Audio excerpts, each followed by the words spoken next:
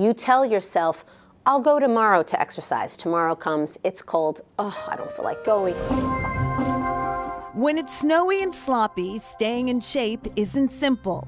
But skipping the gym can lead to seasonal slumps, says Dr. Karen Ruskin. And that cycle continues to where now physiologically, you're actually not feeling well because you're not exercising and you're not receiving the endorphins that your body literally needs in order to feel energized.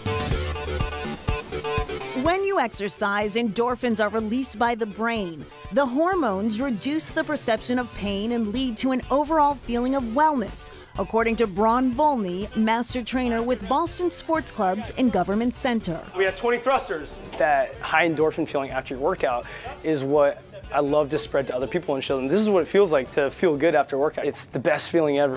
Get it. Braun believes consistency is the key to keeping those endorphins coming. If you're not consistent, you're not going to see results. And if you're not going to see results, you're going to quit. Braun says don't let winter weather throw a wrench in your workouts. Hit the reset button. You might be feeling low on energy, but all it takes is one more time in the gym to get your energy back up. From boxing to bar, cycling to CrossFit, choosing the right regimen can be confusing. Braun encourages high-intensity interval training. The hit and quit, so high-intensity interval train and quit. Let's go, almost there, come on. Betsy Harper breaks a sweat in these boot camp-styled workouts.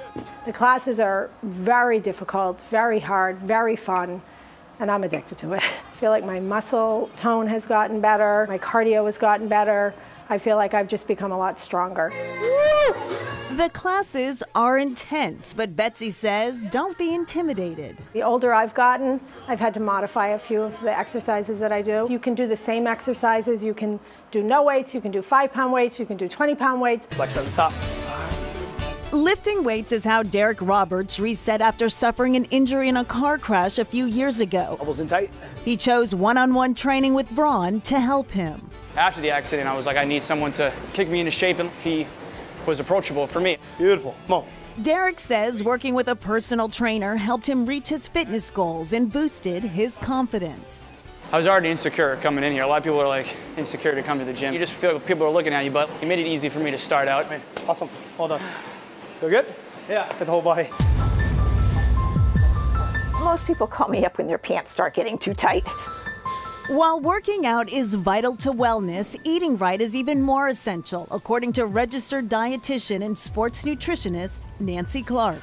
Everybody is concerned about health, fitness, weight, and how do you navigate the food scene today, because it's just so confusing. Nancy is skeptical of some of the diets that have seen a surge in popularity, like intermittent fasting. Intermittent fasting is when people eat for specific periods in the day, and then they fast for the rest of the day. By not eating at certain times, obviously you chop off about a lot of calories. But the research shows that it really doesn't have any benefit over a regular calorie restriction. The keto diet.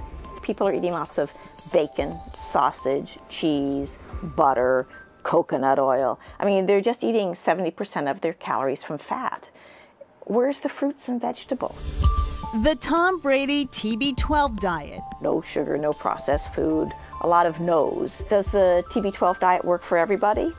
I doubt it, but people are connecting athletic performance, good health, eating smart, getting rid of a lot of junk, and that's good. Nancy doesn't like the word diet. Dieting is filled with denial and deprivation of foods that you enjoy eating.